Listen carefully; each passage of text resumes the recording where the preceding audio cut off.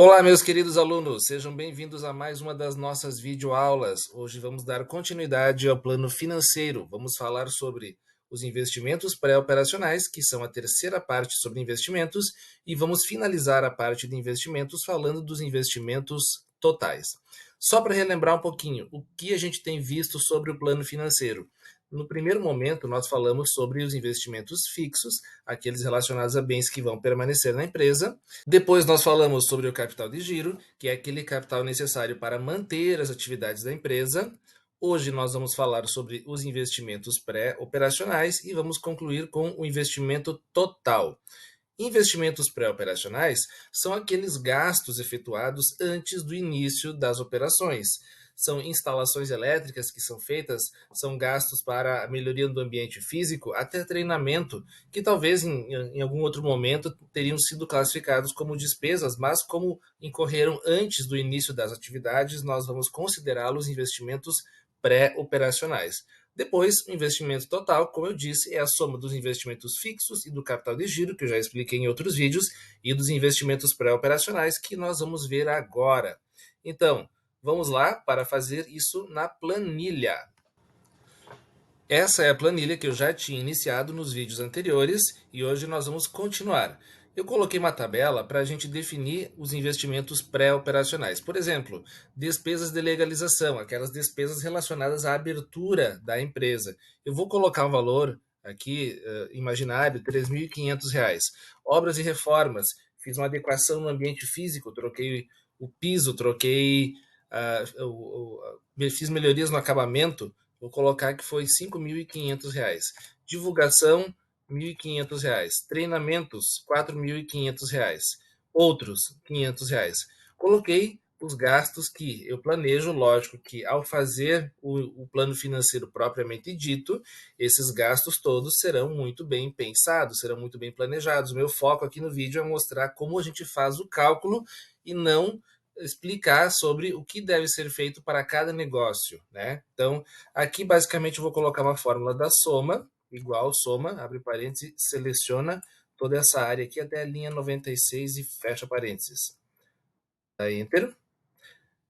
Aqui eu já vou partir para o investimento total. Eu vou basicamente somar as três categorias de investimentos que nós vimos até agora. Investimentos fixos, que foram os primeiros, eles estão lá em cima. Então eu vou puxar aquele valor para cá. Uma coisa que eu posso fazer é dar um sinal de igual aqui e buscar o valor lá onde nós fizemos o cálculo. Vou subir, vou vir aqui nos investimentos fixos e vou selecionar o total de investimentos fixos, aquele total que eu tinha, onde eu somava três categorias de investimentos fixos, que tinha dado R$ 101.000. Seleciono e pronto. Dei o sinal de igual lá embaixo e selecionei esta célula aqui. Eu não vou escrever R$ 101.000 manualmente, porque senão eu não teria uma ligação entre essas tabelas. Agora, como eu liguei elas, né, dei o sinal de igual e busquei o valor aqui, vou dar Enter. Como eu fiz isso, eu posso ficar seguro de que se eu alterar o valor lá em cima, naquela tabela, esse valor aqui embaixo já vai ser alterado automaticamente, certo? Então, por isso que eu estou buscando o valor lá e não escrevendo R$ 101.000. Vou fazer a mesma coisa com o capital de giro, sinal de igual, vou buscar lá em cima, onde eu fiz o somatório do capital de giro, aqui, ó, total do capital de giro. Tinha dado 2.140, porque a estimativa de caixa mínimo nós tínhamos deixado para depois, porque envolve estimativa de outros custos que nós não vimos ainda. A gente vai deixar em stand-by. Mas aqui tem um motivo muito bom para a gente justamente fazer o que eu disse, né? Não escrever 2.140. A gente vai selecionar o resultado desta célula, que é um total dos valores que estão aqui. Quando eu inserir os valores aqui nestas células que estão em branco, o total já vai atualizar e, portanto, já vai atualizar o meu valor aqui embaixo. E o total dos investimentos pré-operacionais que eu acabei de calcular. Sinal de igual, vou selecionar esse total aqui, que é 15.500, né? Só cliquei ali, vou dar Enter. Posso colocar uma fórmula da soma aqui agora também. Igual, soma, abre parênteses. Vou selecionar os meus três totais de investimentos, aqui da linha 102, 103, 104.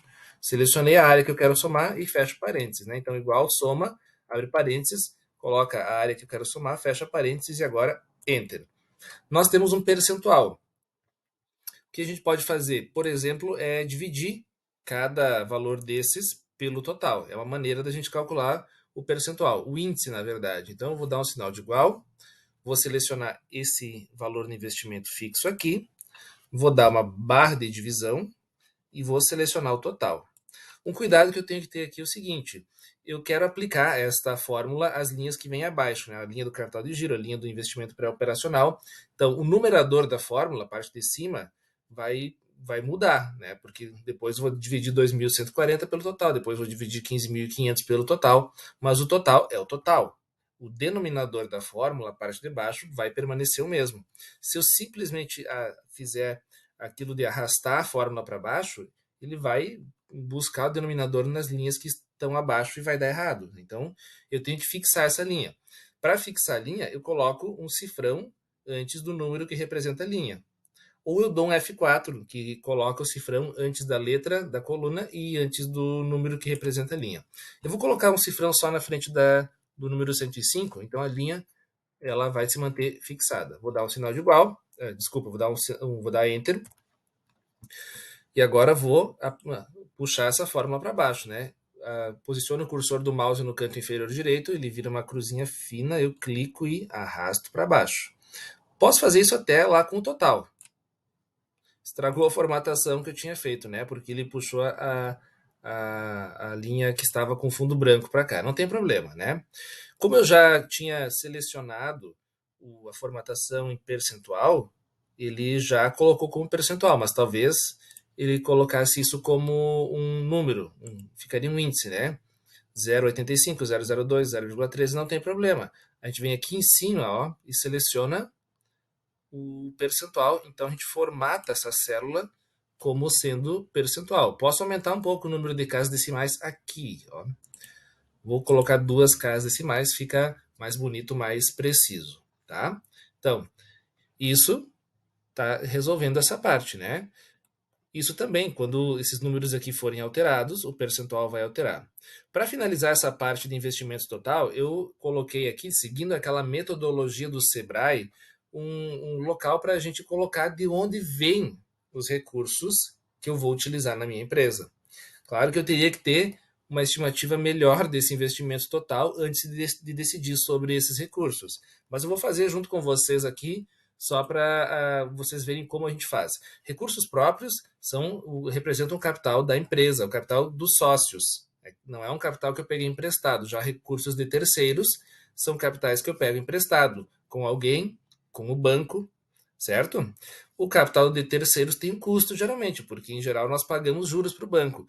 O recurso próprio, ele também tem custo, embora ele não seja muito aparente, porque se nós usarmos o nosso capital para investir na empresa, a gente está deixando de investir em outro lugar, está deixando de até investir no banco, investir em outra oportunidade de investimento, outra empresa, né? Então ele tem um custo também, porque ao utilizá-lo na nossa empresa, nós estamos deixando de ganhar dinheiro com ele.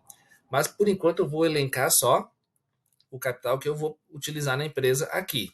Supondo que eu vá precisar de 200 mil reais, eu vou ter aqui 120 mil de capital próprio. Estou inventando esses valores para a gente ver como que calcula, né? Eu vou colocar 80 mil de capital de terceiros. Eu já tinha colocado uma fórmula da soma aqui embaixo, então o total já dava 200 mil.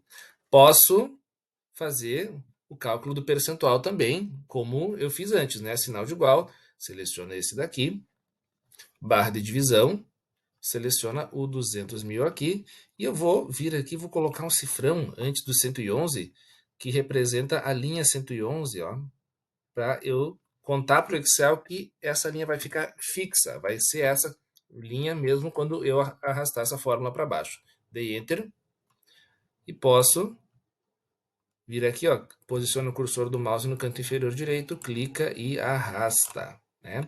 Depois eu tenho que melhorar um pouquinho essa formatação que eu acabei mudando aqui porque eu apliquei uma fórmula numa célula que estava com fundo branco. Não tem problema, tá? Então, nosso próximo vídeo vai dar continuidade e vai falar sobre a estimativa do faturamento. Nos encontramos lá no próximo vídeo.